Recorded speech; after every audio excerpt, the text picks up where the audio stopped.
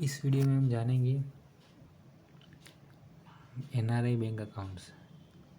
तो एनआरआई होते हैं, उनके जो बैंक अकाउंट होते हैं वो नॉर्मल जो इंडियन सिटीजन होता है उनके हिसाब से नहीं होते, थोड़े अलग होते हैं। उनके रूल्स रेगुलेशन अलग होते हैं। वो किस तरह ओपन किए जाते हैं, कब कब ओपन किए जाते हैं। ठीक है, तो हम बेसिकली मेन 3 अकाउंट होते हैं। पहला NRO, NRE and FCNR accounts. तो इन सब में क्या सिमिलरिटी है, क्या डिफरेंसेस है, कब ओपन होते हैं, क्या जॉइंटली ओपन होते हैं कि नहीं, तो हम जानेंगे इस वीडियो में मेनली ये 3 अकाउंट के बारे में। तो पहले ये रूल्स होते हैं वो आरबीआई और गवर्नमेंट डिसाइड करती है अंडर फेमा एक्ट।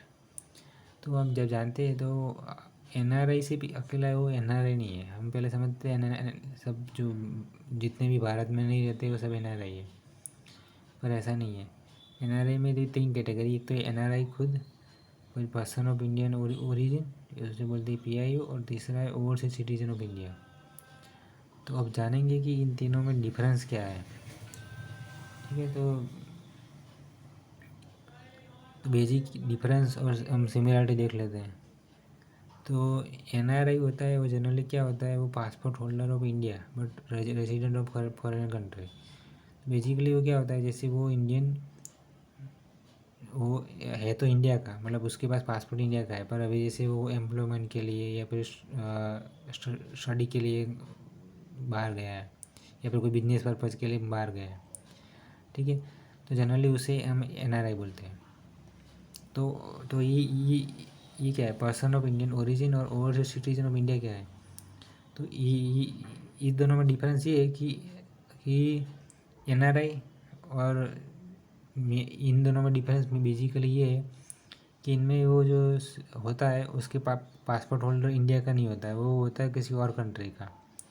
ठीक है, तो उसने इंडिया की सिटीजनशिप छोड़ दी होती है। ठीक है, तो उनको वो बोलते हैं पीआईओ या ओसीआई। तो ये दो कैटेगरी क्यों अलग अलग है, पीआईओ ओसीआई।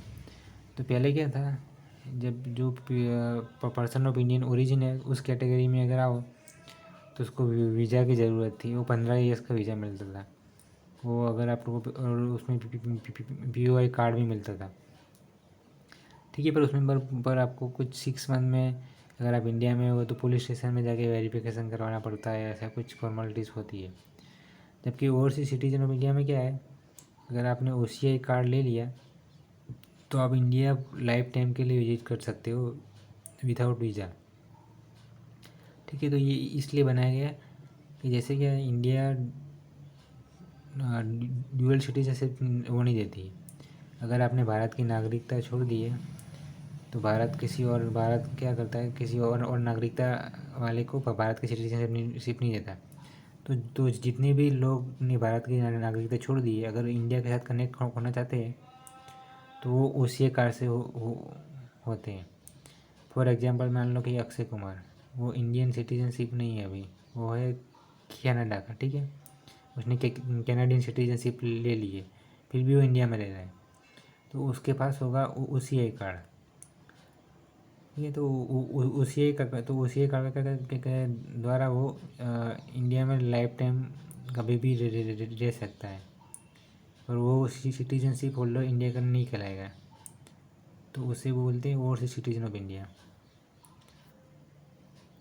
तो एनआरआई कौन है, तो as per the income tax rule NRI वो होता है, NRI status is given to Indian citizen who stayed less than 182 days in India and preceding financial year.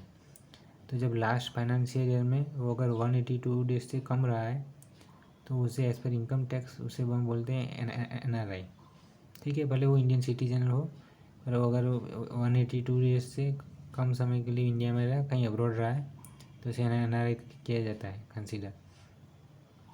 इसमें फेमा डेफिनेशन, इंडियन सिटीजन वो went abroad for job business for indefinite period.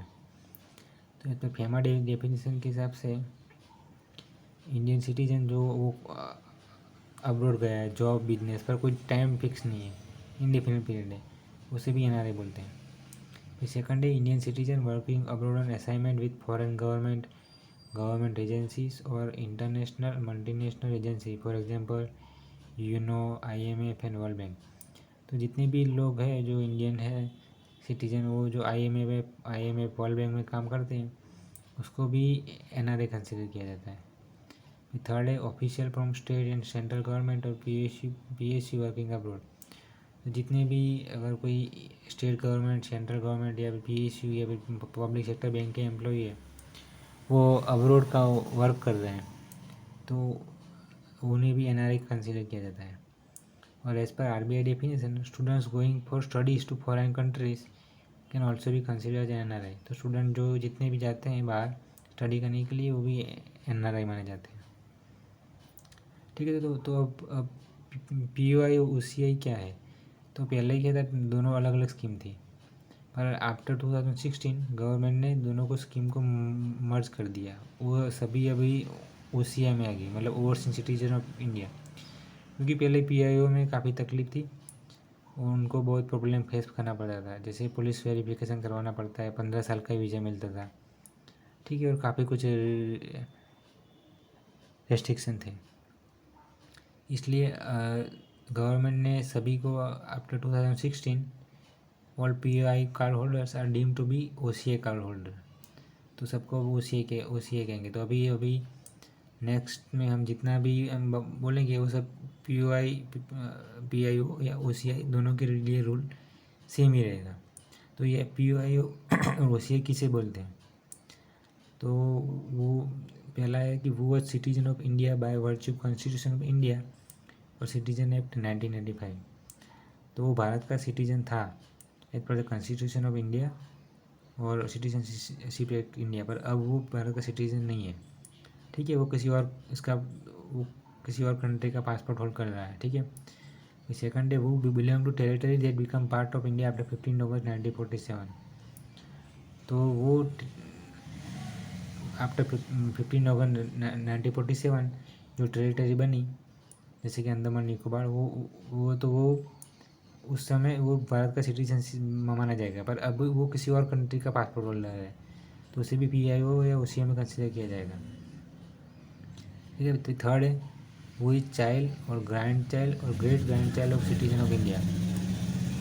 तो इसमें है कि अगर उसके दादा भी इंडियन ओरिजिन है, तो वो भी वो PIO या OCI में रहने के लिए एलिजिबल है, ठीक है। फिर फोर्थ है who is spouse of foreign origin of citizen of India. तो अगर कोई विदेशी नागरिक उसने इंडियन के साथ मैरिज किया है, तो उस मैरिज के बेसिस पे भी उसे PIO OCI का दर्जा मिल सकता है, ठीक है। पर उसमें अभी इस डेफिनेशन में एक्सेप्शन है जो government time to time change करती है। पर अभी अगर वो कोई इंडियन है और अभी वो किसी इस कंट्री का पासपोर्ट होल्ड करता है, जैसे कि अफ़गानिस्तान, पाकिस्तान, चाइना, भूटान, श्रीलंका, नेपाल और ईरान, तो उनको PIO या OCI कंसीडर नहीं किया जाएगा। अब हम जानेंगे कि मेनली क्या कॉमन अकाउंट होते हैं जो NRI और या पर्सन ऑफ इंडियन ओरिजिन या फिर ओवरसीज सिटीजन ऑफ इंडिया, उनके लिए कौन से मेन अकाउंट होते हैं। तो मेनली होता है NRO अकाउंट और NRE अकाउंट। वो NRO बोलते हैं नॉन रेसिडेंशियल ऑर्डिनरी, और NRE होता है नॉन रेसिडेंशियल एक्सटर्नल। ये दोनों रुपी अकाउंट है। रुपी अकाउंट मतलब जितने भी आप अगर फॉरेन से पैसे भेजते हो तो भी वो रुपीज़ में दिखाएगा। फॉर एग्जांपल आपने US से $100 भेजे तो भी वो दिखाएगा अराउंड 7,000 रुपीज़, ठीक है। वो USD में या फिर कहीं और करेंसी में नहीं दिखाएगा, वो दिखाएगा इंडियन करेंसी में। तो वो रुपीज़ अकाउंट है। और जो तीसरा पॉपुलर अकाउंट है वो है FCNRB account, it is the foreign currency non resident account. वो हमेशा फॉरेन करेंसी में होता है, मतलब वो जैसे कि USD या फिर यूरो उसमें ओपन होता है। तो अगर आपने जैसे फॉर एग्जांपल 100 USD भेजे अब्रॉड से, तो वो दिखाएगा 100 USD, वो रुपीज़ में नहीं दिखाएगा। नहीं, आपने 100 यूरो भेजे तो 100 यूरो में दिखाएगा। मतलब वो अलग अलग वो जैसे फिक्स होता है कि अगर आपने यूएसडी में खोला है तो वो यूएसडी में रहेगा। ठीक है, तो आप अब अप्रोड यूएस डॉलर भेजिए तो वो 100 यूएस डॉलर दिखाएगा।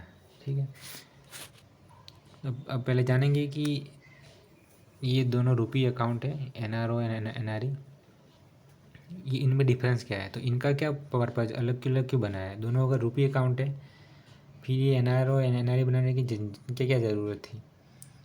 तो बेसिकली ये एनआरओ अकाउंट है इसलिए बनाया गया कि जो जैसे कोई इंडियन है वो अभी भी जैसे अब्रॉड शिफ्ट हुआ है, ठीक है, तो उसका जितना भी बैलेंस होगा वो अभी कंसिडर किया जाएगा एनआरओ। उसको बोलना पड़ेगा बैंक को कि मैं अभी अब्रॉड शिफ्ट हो रहा हूँ, जब तो फिर उसका अकाउंट एनआरओ में कन्वर्ट हो जाएगा। तो उसकी जो भी इनकम इंडिया की है, वो जो इंडिया की इनकम है वो क्रेडिट होगी एनआरओ अकाउंट में।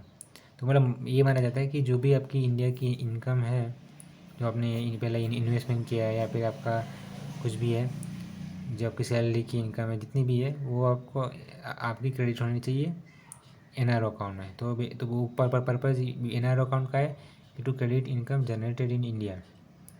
फिर balance prior to leaving India, तो जितना भी बैलेंस था इंडिया में छोड़ने के पहले वो सभी एनआरओ अकाउंट में अभी कंसिडर किया जाएगा। और जैसे आप इंडिया में छोड़ के समय आपका कोई हाउसिंग था, आपने रेंट पे दिया था, या फिर आपने शेयर बाज़ार में कोई इन्वेस्ट किया था तो उसका शेयर से इंटरेस्ट आ रहा था, डिविडेंड आ रहा था, ठीक है।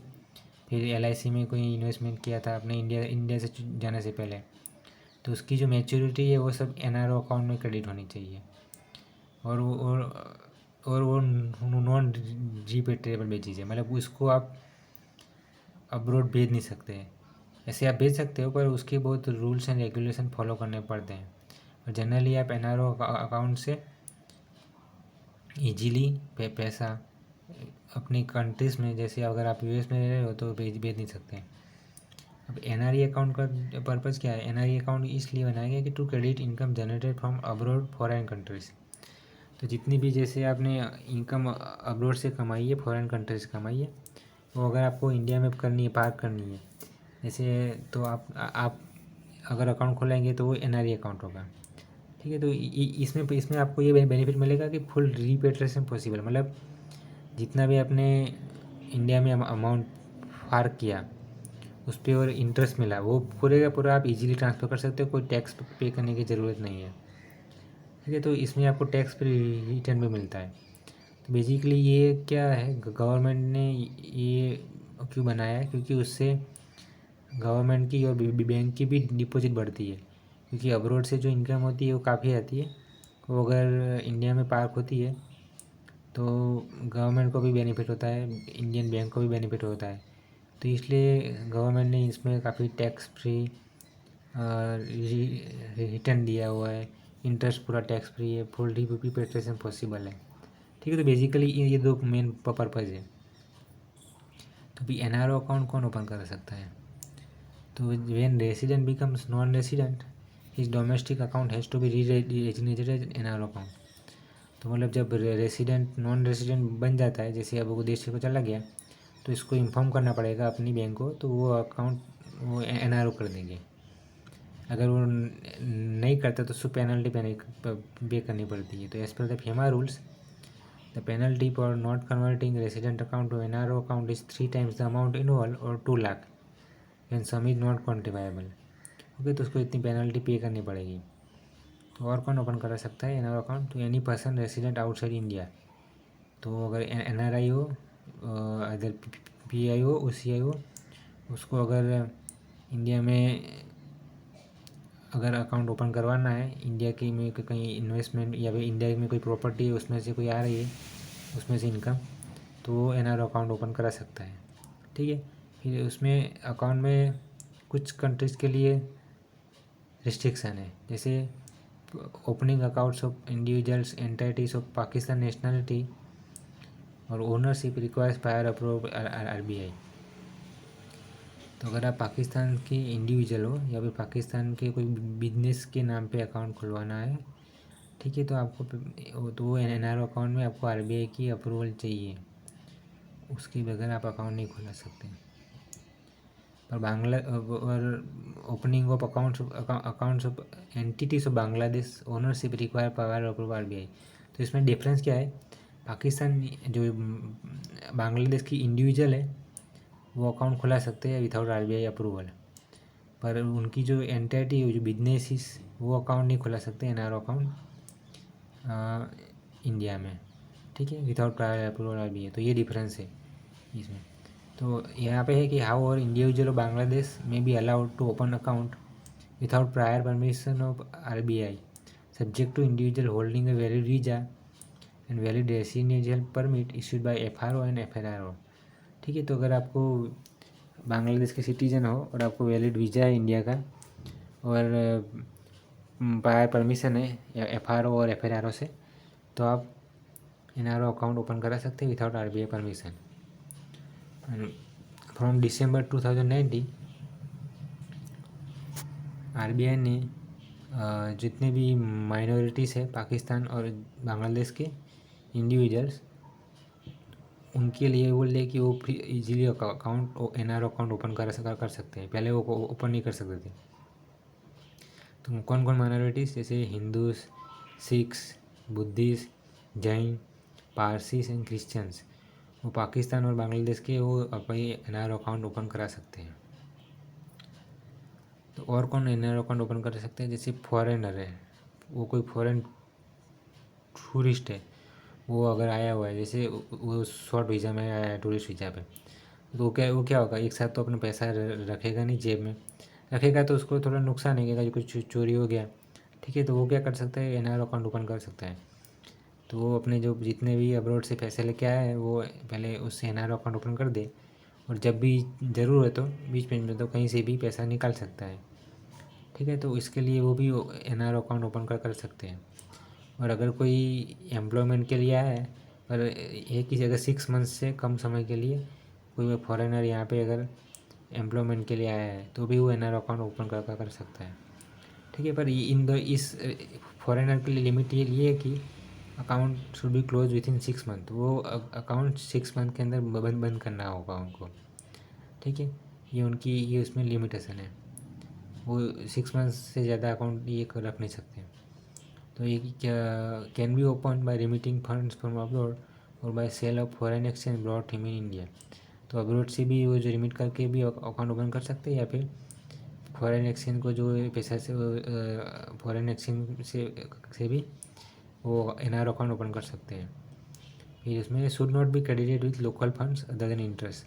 तो उसमें एक बार जिन्होंने पैसा डाल दिया तो बार बार उनको लोकल जैसे करेंसी में पैसा नहीं डालना है, मतलब ये ना कि अकाउंट मिसयूज ना हो रहा हो। इसके लिए RBI और गवर्नमेंट ने ये रूल आया कि वो लोकल फंड से बाद में क्रेडिट नहीं होगा, ओके। और अगर वो किसी भी कारणवश उसको अगर if it help for more than 6 month, उसको RBI अप्रूवल चाहिए, रिक्वायर फॉर रिपेट्रिएशन, ठीक है। अगर वो किसी भी कारणवश उसने 6 महीने से ज़्यादा अकाउंट रखा हुआ है ओपन, तो उसको फॉरेनर को अगर अब्रॉड पैसा भेजना है अपनी कंट्री में, उसको तो RBI की अप्रूवल चाहिए, उसके बगैर वो पैसा भेज नहीं सकता। तो NRE अकाउंट कौन ओपन कर सकता है, तो NRE अकाउंट है ना, कोई भी NRI या पर्सन ऑफ इंडियन ओरिजिन और ओवरसीज सिटीजन ऑफ इंडिया, कोई भी NRE अकाउंट ओपन करा सकता है। तो ये मेनली क्यों, अब हमने जैसे डिस्कस किया था कि जो to park foreign money for remittance to India, generally क्या होता है, जनरली फॉर बेटर इंटरेस्ट, क्योंकि जब आप जानते हो US में, जापान में बहुत रेट ऑफ इंटरेस्ट बहुत कम मिलता है, तो वो क्या होते हैं, उनको इतना फ़ायदा नहीं मिलता। तो फॉरेनर भी सोचते हैं कि जो इंडियंस होते हैं, जो NRI PIO या OCI, वो सोचते हैं कि वो पैसा इंडिया में रखा जाए कि यहाँ पे FD पे रिटर्न अच्छा मिलता है, ठीक है। तो यहाँ पे वो लोग वो और इनको इंडिया में इन्वेस्टमेंट करना हो तो भी वो NRI अकाउंट से वो कर सकते हैं, इन्वेस्टमेंट कर सकते हैं। तो उसमें और तीसरी कंडीशन है दो वो want full repatriation and tax free interest. तो आप NRI में जितना भी पैसा डाला है आप इजीली उसको रिपेट्रेट कर सकते हो, मतलब इजीली आप अपने देश में, अभी आप जैसे आप US में है तो इजीली आप वापस भी भेज सकते हो, कोई इसमें लिमिटेशन कंडीशन नहीं है। और इसमें आपको टैक्स फ्री इंटरेस्ट भी मिलता है, तो जितना भी इंटरेस्ट मिलेगा वो आपको टैक्स फ्री मिलेगा। तो आप जानते हैं कि क्या सिमिलरिटी और डिफरेंसेस है एनआरओ और एनआरई में, कौन ओपन करा सकता है? तो बहुत एनआरआई और ओसीआई होते हैं, वो दोनों एनआरओ एनआरई अकाउंट ओपन कर सकते हैं। और जो फॉरेन टूरिस्ट होते हैं वही एनआरओ अकाउंट ओपन कर सकते हैं, वो एनआरई अकाउंट ओपन नहीं कर सकते। जान लीजिए कि जो फॉरेन टूरिस्ट है वो एनआरओ अकाउंट ही ओपन कर सकते हैं, एनआरई अकाउंट ओपन नहीं कर सकते। ठीक है। फिर दूसरा है कि ये दोनों account saving, current, RD, term deposit किसी फॉर्म में भी ओपन किए जा सकते हैं। ठीक है, ये दोनों में अलाउड है, सभी टाइप के अकाउंट खोल सकते हैं। बस एक ही डिफरेंस है कि एनआरई में जो टर्म डिपॉजिट होती है मिनिमम 1 साल की होनी चाहिए। ठीक है, एनआरओ में ऐसा कोई रिस्ट्रिक्शन नहीं है। ठीक है। फिर जॉइंटली आप with other NRI, PIO, OCI किसी भी साथ दोनों अकाउंट ओपन कर सकते हैं। ठीक है, आप कितने भी जॉइंटली रख सकते हो कि कोई भी एनआरआई के साथ, या फिर वो पर्सनल ओपिनियन ओरिजिन है आप रख सकते हो। बट एक अगर आपको इंडियन रेसिडेंट के साथ ओपन करना है जॉइंटली, तो उसमें डिफरेंस है एनआरओ और एनआरई में। तो एनआरओ में ये है कि you can open account with any Indian resident on formal और सर्वाइवल बेसिस।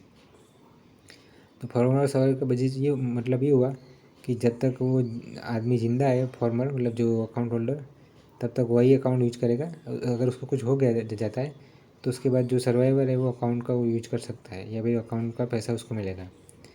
तो एनआरओ में ये है कि कोई भी इंडियन रेसिडेंट है उसके साथ वो चाहे तो वो फॉर्मल और सर्वाइवल बेस पे अकाउंट ओपन कर सकता है, ओपन ओनली फॉर्मल और सर्वाइवल बेस पे ही अकाउंट खुलेगा। ठीक है। अब एनआरई अकाउंट में भी यही है, आप इंडियन रेसिडेंट के साथ फॉर्मल और सर्वाइवल बेस पे अकाउंट खोल सकते हो। पर उसमें डिफरेंस ये है कि आप ओनली रेसिडेंट रिलेटिव होता है उसी के साथ अकाउंट खोल सकते हो। तो ये बेसिक डिफरेंस है। एनआरओ में क्या है कि आप किसी भी इंडियन के साथ खोल सकते हो, यहाँ पे क्या है, रेसिडेंट रिलेटिव होना चाहिए। रेसिडेंट रिलेटिव किस हिसाब से? तो as per the companies act 2013 उसमें जो डेफिनेशन दी हुई है रेसिडेंट रिलेटिव की, उस हिसाब से होना चाहिए। तो वही एनआरई अकाउंट। अब जान लेते हैं कि परमिसिबल क्रेडिट क्या होती है एनआरओ और एनआरई में। तो कौन सी क्या आप आरबीआई के द्वारा जो क्या परमिसिबल क्रेडिट है एनआरओ और एनआरई में। तो पहले जान लेते हैं एनआरओ अकाउंट में। तो एनआरओ में कि inward remittance from outside India. तो आप आउटसाइड इंडिया से भी कोई भी रिमिटेंस भेज सकते हो फॉरेन से, वो ईजिली क्रेडिट कर सकते हो। फिर दूसरा है interest and maturity proceeds of investment. तो जितना भी आपने इंटरेस्ट आपको कहीं पे जैसे इन्वेस्ट किया है, जैसे शेयर बाज़ार में या म्यूचुअल फंड में या फिर एलआईसी में, तो उसकी जो मैच्योरिटी होगी, जैसे आपने अगर इंडिया में पहले थे उस समय आपने कहीं एलआईसी में इन्वेस्ट किया है, पर अब आप भी इंडिया में नहीं रहते, अब अभी एनआरआई हो, तो उसका जितना भी जब अपनी मैच्योरिटी होगी वो आपको क्रेडिट होगी एनआरओ अकाउंट में। ठीक है। वो मैच्योरिटी प्रोसीड्स एनआरओ अकाउंट में होगी। फिर तीसरा है legitimate dues in India. For example in case of foreigner, तो जैसे कोई फॉरेनर ने एनआरओ अकाउंट खुलवाया, उसका कोई रिफंड आने वाला है, कोई ड्यूज उसका बाकी है, तो भी वो एनआरओ अकाउंट में क्रेडिट हो सकता है। ठीक है। ट्रांसफ़र, तो ट्रांसफ़र हम क्या होता है कि इसमें एनआरओ अकाउंट में आप कहीं कोई भी अकाउंट से ट्रांसफ़र इजीली कर सकते हो, कोई रिस्ट्रिक्शन नहीं है। एनआरई से भी कर सकते हो, एफसीएनआर से भी कर सकते हो। ठीक है। एनआरओ से भी कोई अकाउंट से भी ट्रांसफ़र कर सकते हो। फिर है कि रुपी गिफ्ट या फिर loan made by resident to NRI और you are related within limit prescribe under the liberalise remittance scheme. जैसे समझ लीजिए कोई अगर इंडियन रेसिडेंट है, वो कोई गिफ्ट दे रहा है आपको रुपीज़ में, या फिर कोई लोन दे रहा है और आपको दे रहा है, तो जो जो पैसे वो भी क्रेडिट हो सकते हैं, और उसकी कुछ लिमिट है। और कौन डिसाइड करेगी? गवर्नमेंट डिसाइड करेगी। तो गवर्नमेंट किस स्कीम के अंडर डिसाइड करेगी? Under the liberalise remittance schemes, उसके अंदर डिसाइड करेगी कि कितना पैसा उसके अंदर जमा होगा। ठीक है। फिर current income like rent, dividend, pension. तो अगर आपने इंडिया में थे और अभी अभी इंडिया के छोड़ के अब्रॉड में अपने सेटल हो चुके हो, तो जितना अभी आप अपने अगर हाउस रेंट पे दिया हुआ था, आपको पेंशन मिल रहा था या फिर आप शेयर से डिविडेंड मिल रहा था, तो वो आपका एनआरओ अकाउंट में क्रेडिट होना चाहिए। ठीक है। तो वो प्रायर इंडिया जो आप इंडिया में थे, तो जितना भी आप इन्वेस्टमेंट किया था उसका जो इंटरेस्ट मिल रहा है वो एनआरओ में क्रेडिट होना चाहिए। अब जान लेते हैं कि एनआरई में क्या परमिशन में क्रेडिट है। तो ये अब जानेंगे कि एनआरई अकाउंट में क्या परमिशन में क्रेडिट है। तो उसमें है कि involve remittance from outside India by remittance of abroad by travel cheque draft. तो आप अब्रॉड से जो इन्वॉल्व रेमिट कर सकते हो, तो इजीली कोई भी अमाउंट आप डाल सकते हो। तो फिर इंटरेस्ट ऑन इन्वेस्टमेंट, तो जैसे भी आपको वो अकाउंट में इंटरेस्ट मिलता है या फिर उस अमाउंट में जो आपने एनआरई अकाउंट खोला है उससे आपने कहीं पैसे डाले हैं शेयर बाज़ार में या फिर कहीं और इन्वेस्टमेंट किया है, उसका जो आपको इंटरेस्ट या डिविडेंड मिल रहा है वो आपको इजीली क्रेडिट हो सकता है एनआरई अकाउंट में। फिर तीसरा कि मैच्योरिटी प्रोसीड ऑफ इन्वेस्टमेंट। तो इस केस में क्या है कि ये आप तभी मिलेगा जब ये इन्वेस्टमेंट आपने एनआरई अकाउंट से किया हुआ है, मतलब जो आपने अब्रॉड से इनकम जो जनरेट की थी वो आपने पहले एनआरई अकाउंट में डिपॉजिट की, फिर उससे आपने जैसे एलआईसी में डाले, ठीक है, पैसे या फिर कहीं और पैसे डाले और वो मैच्योर हुए कुछ साल बाद, तो वही पैसे आप एनआरई के अकाउंट में क्रेडिट कर सकते हो। मतलब वो जो आपका इन्वेस्टमेंट था वो अब्रॉड से था, आपने वो अब्रॉड से एनआरई में डाले, उसी की मैच्योरिटी आप एनआरई अकाउंट में क्रेडिट कर सकते हो। ठीक है। फिर उसमें transfer from other NRE FCR accounts उसमें अलाउ है। ठीक है। उसमें एनआरई या एफसीआर अकाउंट से आप एनआरई अकाउंट में ट्रांसफ़र कर सकते हो, पर एनआरओ अकाउंट से एनआरई में इजीली ट्रांसफ़र नहीं कर सकते, क्योंकि क्या है एनआरई में टैक्स फ्री है, तो इसलिए लोग चाहते हैं कि अपना पैसा जल्दी ट्रांसफ़र कर दे, टैक्स ना देना पड़े। तो इसलिए गवर्नमेंट ने बहुत रूल बनाए स्ट्रिक्ट इस पर, फेमा गाइडलाइंस और इनकम टैक्स गाइडलाइंस, काफ़ी रूल्स है। उसी हिसाब से आप एनआरओ से एनआरई अकाउंट में ट्रांसफ़र कर सकते हो। फिर current income like rent, dividend, pension वो भी क्रेडिट हो सकती है एनआरई अकाउंट में, प्रोवाइडेड कि bank satisfy that it the current income and income tax has been paid. तो आप जनरली रेंट, डिविडेंड, पेंशन आपको एनआरओ में क्रेडिट होना चाहिए, पर अगर आपने ये आप प्रूफ कर दो कि मैंने उस पर इनकम टैक्स पे कर दिया है और आपकी बैंक को प्रूफ दो और बैंक अगर सेटिस्फाई हो तो बैंक अलाउ करेगी क्रेडिट करने में एनआरई अकाउंट में। अब जानते हैं कि परमिसेबल डेबिट्स क्या है। तो क्या क्या किस किस अकाउंट से डेबिट परमिसेबल है। तो एनआरओ में पहले देखते हैं। तो एनआरओ लोकल पेमेंट्स, तो आप कोई भी लोकल पेमेंट्स इंडिया में नहीं करना हो तो उसके लिए आप डेबिट कर सकते हो। फिर transfer to other NRO accounts, ठीक है। तो एनआरओ में अकाउंट में ही या फिर डोमेस्टिक अकाउंट में ट्रांसफ़र कर सकते हो ओनली, वो वहाँ से भी आप एनआरई एफसीआर में इतना ट्रांसफ़र नहीं कर सकते इजीली। फिर आपकी जो करंट इनकम हो रही है वो अगर आपको अब्रॉड भेजनी है तो भी एनआरओ से भेज सकते हो, पर एनआरओ में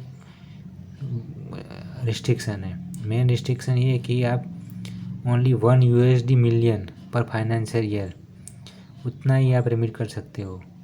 तो इसका मतलब हो रहा around 7 to 8 crore rupees per year, आप उतना ही आप अपने जैसे अगर आप यूएस में भी रहते हो तो उतना ही आप यूएस में रिमिट कर सकते हो एनआरओ अकाउंट से। ओके। अगर आपको एनआरई अकाउंट में भी ट्रांसफ़र करना है तो भी 1 यूएसडी मिलियन से ज़्यादा नहीं कर सकते पर फाइनेंशियल ईयर, तो ये लिमिट है। और अब बात करते हैं एनआरई अकाउंट में। तो एनआरई अकाउंट को भी लोकल पेमेंट के लिए हम यूज कर सकते हैं और उससे आप किसी भी अकाउंट में ट्रांसफ़र कर सकते हैं, और एनआरओ या एनआरईओ या एफसीआर अकाउंट, ठीक है। फिर उससे इन्वेस्टमेंट भी किया जा सकता है इंडिया में, उससे म्यूचुअल फंड में या फिर शेयर बाज़ार में भी इन्वेस्टमेंट किया जा सकता है। ठीक है, फिर उससे आउटसाइड इंडिया में रिमिट किया जा सकता है, कोई उसमें लिमिटेशन नहीं है, जैसे एनआरओ में 1 मिलियन USD की ऐसी कोई लिमिटेशन नहीं है। और तो ये रूल्स है एनआरओ और एनआरई के। तो अब जानते हैं कि रीपेट्रिएशन ऑफ एनआरओ कैसे होगा। ठीक है, तो जैसे अब अगर अभी आप पहले इंडिया में थे पर अब अभी आप फॉर एग्जांपल यूएस में हो, तो अगर आपके पैसे एनआरओ अकाउंट में है तो आप कितना पैसा एनआरओ से यूएस भेज सकते हो। तो उसकी लिमिट है कि 1 मिलियन पर फाइनेंशियल ईयर। ठीक है, तो फिर उसके लिए गवर्नमेंट की गाइडलाइन होती है, वो उसके हिसाब से फॉलो करना पड़ता है। वो according to central board of direct taxes वो डिसाइड करता है। तो अभी उसके हिसाब से आपको फॉर्म 15CA और फॉर्म 15CB वो भरने पर पड़ेंगे। वो फॉर्म 15CA दिखाता है कि आपने टैक्सेस सब पे कर दिए है। ठीक है, और फॉर्म CB एक CA का सर्टिफिकेट होता है। ठीक है, तो वो आपको इतने ये फॉर्म चाहिए ये रिपेट्रिएशन करने के लिए एनआरओ अकाउंट से।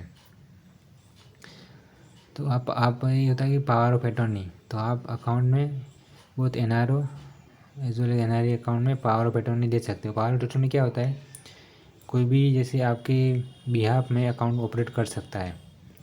ठीक है, आप अगर इतने मतलब अवेलेबल नहीं हो क्या, या फिर इंडिया में कहीं कुछ चीज़ों के लिए आप को कहीं किसी को पैसा देना है तो आप किसी को दे सकते हो, पावर ऑफ अटॉर्नी अपॉइंट कर सकते हो। तो डिफरेंस क्या है तो दोनों में, तो एनआरओ में पहले बात करते हैं लोकल पेमेंट्स। ठीक है, तो लोकल पेमेंट्स के लिए बहुत एनआरओ और एनआरई दोनों में लोकल पेमेंट्स के लिए वो जो पावर ऑफ अटॉर्नी दी होती है वो कर सकता है, वो उठा सकता है। वो जिसको पावर ऑफ अटॉर्नी दी होती है वो पैसा पर्सन उठा सकता है लोकल पेमेंट्स के लिए। ठीक है, वो लोकल पेमेंट्स बस इंडिया में ही यूज होगा, उसको कुछ पर्पज़ होगा। ठीक है, उसके लिए जैसे कोई बिजली का बिल है ऐसा कुछ है तो उसके लिए वो कर सकता है। फिर मेन डिफरेंस है इन दोनों में कि रिमिटेंस का उनका डिफरेंस है। तो जो पावर ऑफ अटॉर्नी दिया होता है एनआरओ अकाउंट में, वो किसी भी नॉन रेसिडेंट होता है उसको रिमिट कर सकता है पैसा। ठीक है, अगर उसको पावर ऑफ अटॉर्नी दी हुई है तो वो रिमिट कर सकता है, उसमें कोई भी नॉन रेसिडेंट हो दूसरा उसको कर सकता है। पर एनआरई के केस में ये कि उसी को कर सकता है जिसका अकाउंट है, मतलब जैसे फॉर एग्जांपल जिसका अकाउंट है एनआरई अकाउंट, उसका उसी का अकाउंट यूएस में है तो वो उसके यूएस अकाउंट में ही कर सकता है, वो किसी और किसी एनआरई के दूसरे एनआरई अकाउंट में ट्रांसफ़र नहीं कर सकता है। तो यही डिफरेंस है एनआरओ और एनआरई में। ठीक है, फिर रेट ऑफ इंटरेस्ट, तो रेट ऑफ इंटरेस्ट एनआरओ में किस हिसाब से होता है, वो डोमेस्टिक, तो मतलब जितना भी इंडिया में अभी जितना एफडी में मिल रहा है नॉर्मल सिटीजन को वही रेट एनआरओ में मिलेगा। ठीक है, वो कोई चीज़ नहीं होगा, जितना सेम टू सेम रहेगा। पर एनआरई में क्या है, वो इंटरेस्ट बैंक डिसाइड करेगी, वो डिफरेंट हो सकता है, वो as a decided by individual bank, तो वो बैंक डिसाइड करेगी क्या रहेगा इंटरेस्ट। ठीक है, तो ये तो इंटरेस्ट रेट भी थोड़ा डिफरेंस हो सकता है दोनों में। फिर टैक्सेशन का मामला है, तो एनआरओ में जो ये अकाउंट है वो टैक्सेबल है, तो उसमें बहुत प्रिंसिपल एंड इंटरेस्ट बहुत और टैक्सेबल है। तो अभी कितना टैक्स देना पड़ता है, तो आपको जनरली अभी के गाइडलाइन के हिसाब से 30% of total income accrued in India plus cess as decided by government on overall tax liability, तो इतना आपको टैक्स देना पड़ेगा। ठीक है, उतना आपको जो एनआरओ अकाउंट में, और इसमें आपको अगर इंटरेस्ट इनकम आपके अप टू 10,000 है तो वो टैक्स फ्री है, उसके ऊपर जितने भी इंटरेस्ट इनकम जाएगी वो आपको उसको टैक्स पे करना पड़ेगा। और एनआरई अकाउंट में ये है कि उसमें बहुत principal as well as interest कितना भी हो वो आप जितना भी इंटरेस्ट है पूरा का पूरा टैक्स फ्री है। तो यही है मेजर एडवांटेज एनआरई अकाउंट। अब हम बात करेंगे FCNRB account, that is the foreign currency non resident account, और बी स्टैंड फॉर बैंक। तो अर्लियर जो पहले रिस्क था वो पहले आरबीआई जो एक्सचेंज रिस्क था वो आरबीआई निकाल देती थी, तो वो एफसीएनआई के रहते थे। अब कोई भी एक्सचेंज रिस्क रहता है करेंसी, जैसे एक्सचेंज करते हैं यूएसडी से तो आईएनआर में, तो उसमें अगर चेंज होता रहता है उसके कारण वो उसको रिस्क बोलते हैं एक्सचेंज रिस्क, और वो बैंक बियर करती है। तो अब तो इस टाइप से तो ये अकाउंट होते हैं वो फॉरेन करेंसी में डिपॉजिट होते हैं, ठीक है, वो इंडियन करेंसी में डिपॉजिट नहीं होते। तो कौन कौन सी करेंसी में ओपन हो सकते हैं, तो according to RBI guideline any foreign currency which is freely convertible, तो कोई भी करेंसी जो फ्रीली कन्वर्टेबल है उसमें ओपन कर सकते हो। तो मेनली जो बैंक होती है वो generally USD dollar, Australian dollars, Canadian dollars, pounds, euro, Japanese yen, Singapore dollars, Hong Kong dollar उसमें ओपन करती है। तो बैंक डिसाइड कर सकती है कि वो अपनी तरह से कि कौन कौन सी करेंसी में वो एक्सेप्ट करेंगे, ठीक है, वो इंडिविजुअल बैंक के ऊपर है।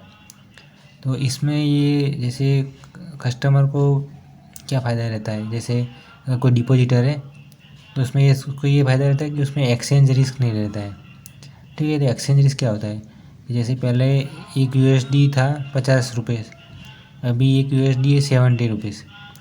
तो आपने जैसे पहले एनआरई अकाउंट में डिपॉजिट किया तो आपको अपनी एक यूएसडी की है तो 50 रुपये आपको मिले, पर जब आपने उसको वापस ले गए तब ये 70 था, तो आपको यूएसडी कम मिले, तो आपको नुकसान हुआ, क्योंकि अभी यूएस डॉलर एप्रिशिएट हुआ और इंडियन रुपीज़ डेप्रिशिएट हुआ, ठीक है। तो वो नुकसान एनआरई अकाउंट को होल्डर को झेलना पड़ता है, पर एफसीएनआर में ऐसा रिस्क नहीं रहता है क्योंकि वो नुकसान बैंक झेलती है, ठीक है।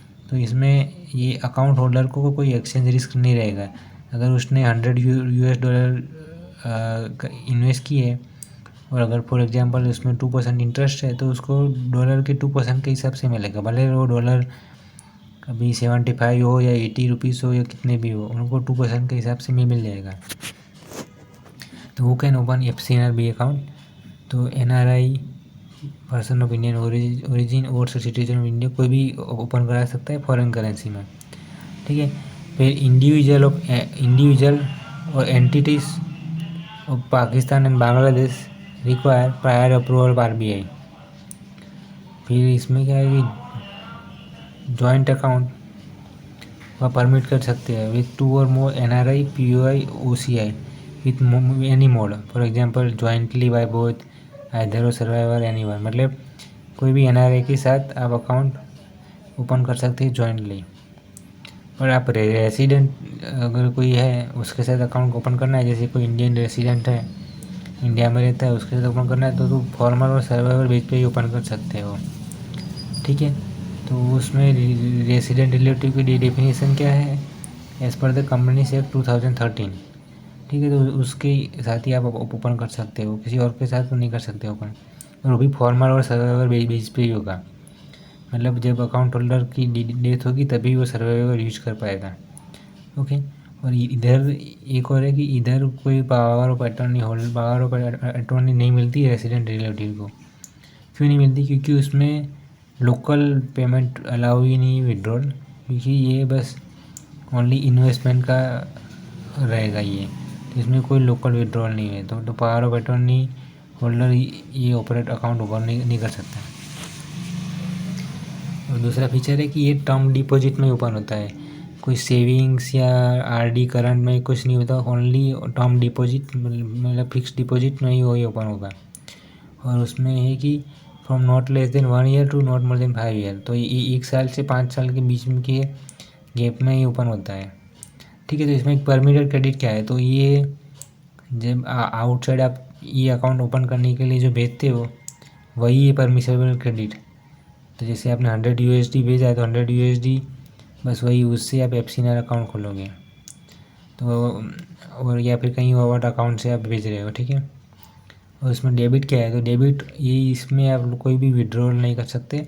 वो कब ये होगा, जब आपको ये डिपॉजिट आपने क्लोजर कराई या फिर प्री म्यूचुअल क्लोजर कराई, ठीक है, तभी आप फिर उसको बंद करा के फिर उस पे पैसे को फिर वो डिमिट करना पड़ेगा, ठीक है। तो ये पैसा फुल्ली रिपेट्रेबल है, मतलब ये आपका पूरा पैसा अपना वापस ले जा सकते हो। जैसे अपने अगर आप यूएस में हो, आपने इंडिया में इन्वेस्ट किया यूएस करेंसी को, ठीक है, तो अगर आपको ले जाना है तो फुली रिपेट्रेबल है, कोई रिस्ट्रिक्शन नहीं है गवर्नमेंट की। इसमें इंटरेस्ट भी मिलता है और टैक्स भी मिलता है। तो इसमें ये भी एक एडवांटेज है, ठीक है। तो इसमें इंटरेस्ट ये बैंक वाइज डिफरेंट होगा, but they are regulated by RBI, और इनका जो कितना इंटरेस्ट मिलेगा वो आरबीआई से पूरा रेगुलेशन होता है, क्योंकि ये फॉरेन करेंसी में होता है, ठीक है। तो इसमें इंटरेस्ट रेट क्या रहेगा, तो जैसे दो टाइप से, एक तो फ्लोटिंग रेट होता है, फिक्स रेट। फ्लोटिंग रेट मतलब वो रेट चेंज होता रहता है। तो फ्लोटिंग रेट डिपॉजिट, तो interest should be paid with in selling of swap rate. जो करेंसी स्वैप रेट होता है उसकी जो लिमिट होती है उससे वो लिंक होता है, ठीक है। तो वो और इसमें interest reset period every 6 month, तो एवरी 6 मंथ में वो इंटरेस्ट रेट रीसेट होता है। और फिक्स रेट डिपॉजिट में क्या है, ये होता है लिंक होता है लिबोर रेट के साथ। लिबोर रेट क्या है, वो है London inter bank open rate. तो ये क्या होती है, ये एक बैंक दूसरे बैंक को जो लैंडिंग करती है, दैट इज वो एक बेंचमार्क होता है, उसे बोलते हैं London inter bank offered rate, LIBOR, ठीक है। तो वो उसके लिंक होता है फिक्स रेट वाला। तो ये कौन सा रेट कब का कंसिडर किया जाएगा, तो LIBOR swap rate as on the last working day of preceding month shall from the base for fixing ceiling rate for interest rate offered in following month. तो जो लास्ट मंथ का जो last working day का जो rate था वह consider किया जाएगा कैलकुलेशन के लिए। तो कितना रहता है जनरली, मैक्सिमम कितना दे सकते हैं, तो 1 साल से 3 ईयर्स की अगर मैच्योरिटी है टर्म डिपॉजिट, तो उसमें लिबोर या swap rate plus 200 base point इतना एक्स्ट्रा हम दे सकते हैं। और अगर 3 साल से 5 साल की है तो उसमें LIBOR rate swap rate plus 300 basis point उतना हम दे सकते हैं मैक्सिमम, ठीक है। तो ये लिबोर रेट और स्वैप रेट को कौन करेगा, वो करेगा वो foreign exchange dealer association of India. जो हो ये लोग जो रेट करेंगे वो एज ए रेफरेंस होगा, उसको रेफरेंस मान के ये सब बाकी रेट होंगे, ठीक है। तो interest on deposit under scheme shall be calculated on basis of 360 days two year, ठीक है। तो इसमें इंटरेस्ट 360 डेज के हिसाब से कैलकुलेट होगा, और जो उसमें इंटरेस्ट पेड होगा वो 180 डेज के इंटरवल में, ठीक है। तो आपको इंटरेस्ट मिल जाएगा, हर 6 मंथ में आपको इंटरेस्ट मिल जाएगा। तो अगर जैसे अगर कोई अगर नॉन रेसिडेंट है, वो अगर रेसिडेंट में चेंज होता है तो क्या करेंगे एफसीआर को, ठीक है। तो वो डिपॉजिट को क्या करना चाहिए, तो वो देयर टेम में भी allowed it continue to maturity. अगर जितना अगर आपके 3 साल की 1 साल की है उतने तक है तो उसको आप अलाउ कर सकते हो, जो भी इंटरेस्ट रेट है, अगर अकाउंट होल्डर चाहे तो, ठीक है। भले वो उसका रेसिडेंशियल स्टेटस चेंज हो, भले वो वापस इंडिया में आ जाए, इंडिया का सिटीजनशिप ले ले, ठीक है, उससे फ़र्क नहीं पड़ता। और अगर उसकी मैच्योरिटी हो गई है तो उसको बैंक उसको कन्वर्ट कर देगी रेसिडेंट फॉरेन करेंसी अकाउंट में, ठीक है। तो bank should convert deposit on maturity into resident rupee account और आरएफसी अकाउंट, ठीक है। वो बैंक अगर एक बार मैच्योर हो गया, 3 साल हो गए उसकी मैच्योरिटी के, और वो अगर इंडिया का सिटीजनशिप उसने होल्ड कर लिया है तो उसको एक कन्वर्ट कर बैंक उसको एक अकाउंट में कन्वर्ट कर देगी। फिर लास्ट एक अकाउंट है, वो होता है special not resident rupee account. ये अकाउंट बना है मेनली बिजनेस पर्पज़ के लिए, तो ये रुपी अकाउंट होता है। तो ये कौन ओपन कर सकता है, तो any person resident outside can open for business interest in India. तो कोई जैसे फॉरेनर है या फिर एनआरआई है, वो भी बिजनेस इंटरेस्ट के लिए ये अकाउंट ओपन कर सकता है। अगर उसको इंडिया में बिजनेस करना है तो उसको कोई इंडिया में रुपीस में वो कुछ पे पैसे चुकाने या फिर इस हिसाब से।